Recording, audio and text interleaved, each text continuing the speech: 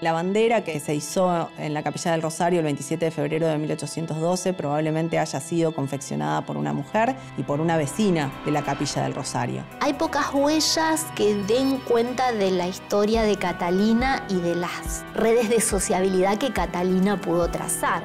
Ella vivía cerca de donde estaban instaladas las baterías. Su hermano Vicente Anastasio era muy cercano a Belgrano. La llegada de las tropas de Belgrano impactó en un lugar tan pequeño. Era el lugar más angosto del río. Se podía construir una batería de un lado en la isla y otra batería del lado de Rosario y cruzar fuego. La transmisión de las labores de puntos, de los saberes femeninos, son un tema de preocupación para el proyecto educativo que piensa Belgrano.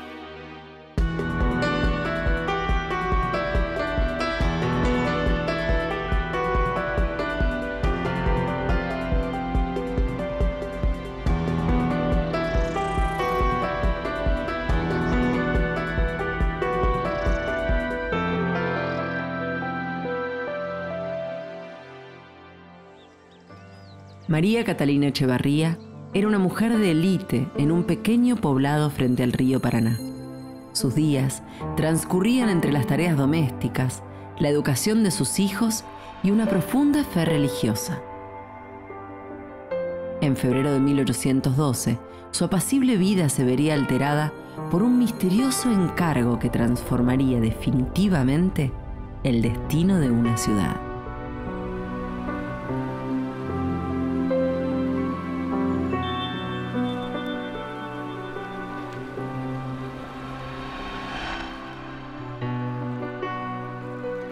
La Rosario de 1812 es un lugar muy chiquito, pero realmente muy chiquito. Toda la capilla del Rosario tenía 15 manzanas. La mayoría de esas manzanas estaban escasamente habitadas. Hay manzanas con 2 casas, 4 casas. En total vivían 760 personas, más o menos. Las casas en el pueblo, en general, eran de adobe, techos de paja, con la excepción, digamos, de la capilla de Rosario y la casa de la familia Acevedo, en donde va a vivir el padre biológico de María Catalina, don Fermín de Echevarría, que luego va a comprar Pedro Tuela. María Catalina Echevarría de Vidal había quedado huérfana a los 2 años de edad y había sido adoptada por Pedro Tuela y su esposa, quienes la tuvieron a su cargo. Tuela era un hombre involucrado en el comercio, que era una actividad importante para la región del Pago de los Arroyos, principalmente por el puerto natural que existía en la zona de la Capilla del Rosario. Pedro Tuella se llamaba Pedro Tuella y Montpesar. Era un aragonés que era funcionario de la corona española. Antes de radicarse en Rosario, parece que había estado trabajando para la corona española en el norte del virreinato y después es mandado a Rosario también como funcionario de la corona. Y se ocupó de que sus hijos adoptivos se ilustraran, se educaran. La casa de María Catalina era una de las más grandes de la Capilla del Rosario, un poblado que luego se transformó en la actual ciudad de Rosario. Pero además era un espacio de sociabilización y visitas frecuentes. El frente albergaba la tienda de ramos generales de Pedro Tuella. El interior tenía un gran patio con aljibe y numerosas habitaciones, ya que en ese lugar vivían junto a ella su marido y sus hijos, pero también sus padres adoptivos y 11 esclavos, 6 de los cuales eran mujeres pardas o morenas. Las mujeres esclavas ocupaban el eslabón más bajo de la sociedad del siglo XIX. Sin embargo, tuvieron un lugar central en los trabajos domésticos, siendo cocineras, niñeras y amas de leche. En las casas del periodo colonial y de principios del siglo XIX, en la sala de recibo, las familias disponían un espacio, un rincón que se llamaba estrado. El estrado estaba diferenciado en la habitación por una tarima que lo elevaba en el suelo. Y en ese espacio estaban situadas las mujeres de la familia. Era un espacio exclusivo para las mujeres de la familia, donde se reunían fundamentalmente a hacer labores de punto. Las mujeres de la élite sabían labores de puntos. Era parte de la sociabilidad femenina el estar fundamentalmente bordando. Lo interesante del estrado, si uno piensa que Catalina llegó a realizar este trabajo a pedido de, estamos pensando, Belgrano fue a la casa, se hospedó en la casa, uno puede pensar que mientras estos varones hablaban, leían o quizá leían cartas en voz alta, ¿no? en la sala de recibo, en los sillones de la sala de recibo, en un costado estuviese ubicado el estrado donde las mujeres de la casa no solamente cosieron la bandera, sino trabajaron en hacer escarapelas y demás, porque la tarea de Catalina no fue sola.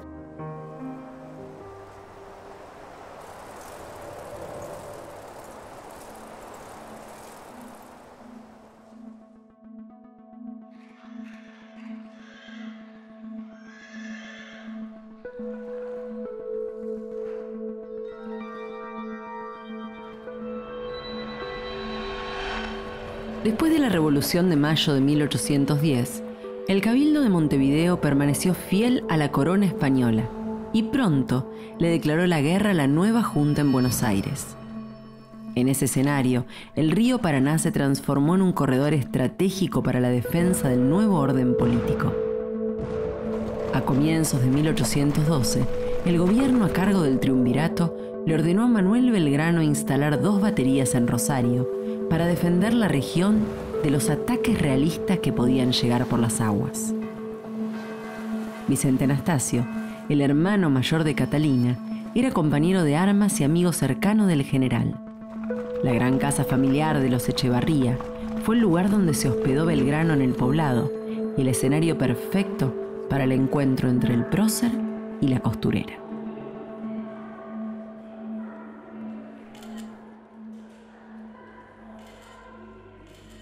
Belgrano llega a Rosario como un jefe militar de la Revolución, ¿sí? De la Revolución que se inició en Buenos Aires en 1810. Es un Belgrano cuya vida cambió muchísimo en muy poco tiempo.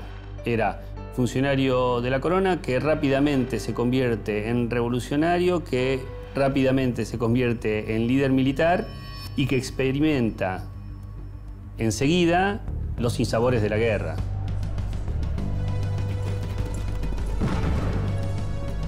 Pero es un Belgrano que todavía confía en este camino y que piensa que hay que dar un paso más siempre. Esta es la coyuntura de la creación de la escarapela o del izamiento de la bandera en Rosario. Primero él decide oficializar la escarapela nacional con los colores celeste y blanco, que eran colores que estaban instalados ya en la tropa y que servían para reconocer a los soldados, es decir, para que los soldados se reconozcan entre sí. El triunvirato, desde Buenos Aires, aprueba este acto de Belgrano y por lo que él escribe en el parte del 27 de febrero de 1812 fue a partir de la aceptación de la escarapela nacional que Belgrano decide mandar a confeccionar una bandera con los mismos colores de la escarapela.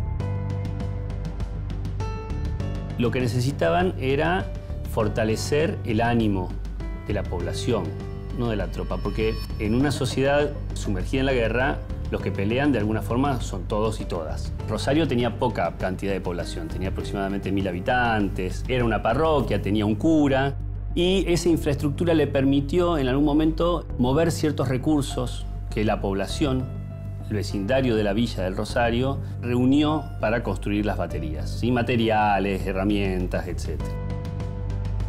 Además de la construcción de las baterías, Belgrano tenía entre sus planes enarbolar una bandera. Sin embargo, esto no había sido aprobado por el gobierno central. La tarea de coserla necesitaba de una extrema discreción y quien lo hiciera debía ser alguien de absoluta confianza. La costura y el bordado eran tareas que Belgrano consideraba indispensables para el rol que las mujeres desempeñaban en la sociedad.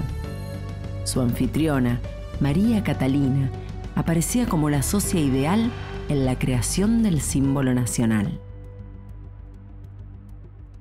Las ideas que Belgrano tenía sobre la educación femenina sin duda fueron construidas a partir de sus viajes por Europa y de su formación claramente ilustrada. Ahí lo que él trae es innovador en tanto recupera la necesidad de educar a las mujeres.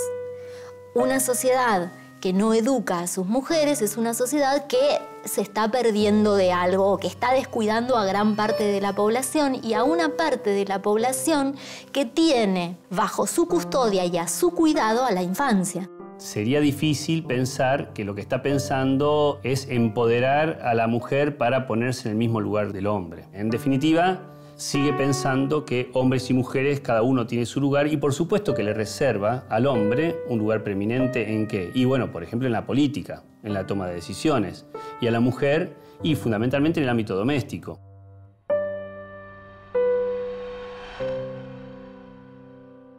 El bordado es una práctica totalmente estética que se emparenta con la escritura, porque el bordado es la técnica de la inicialización de las prendas, ¿no? Donde, en cierto sentido, muchas mujeres entraron a la alfabetización por el lado del bordado.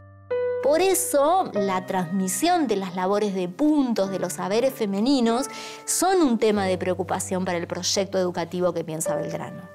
Y una dice, bueno, sería fantástico que Catalina hubiese escrito un diario donde contara cómo.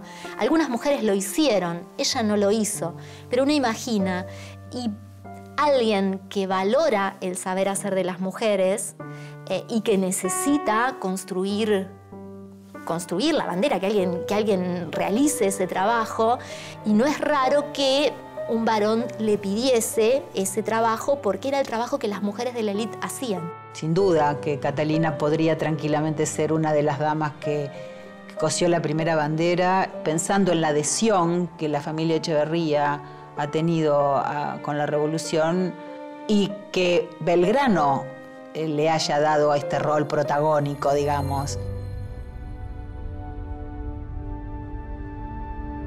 Casi no quedan rastros de la Capilla del Rosario de 1812, ese poblado de 760 habitantes donde vivía Catalina. Tampoco hay huellas del paso de Belgrano por la gran casa familiar de los Echevarría. Sin embargo, detrás de la bandera y del izamiento, hubo una mujer que puso sus manos a la causa de la patria. Una aliada de Belgrano que cosió la trama de la historia. Una mujer que trabajó el detalle de nuestra primera bandera.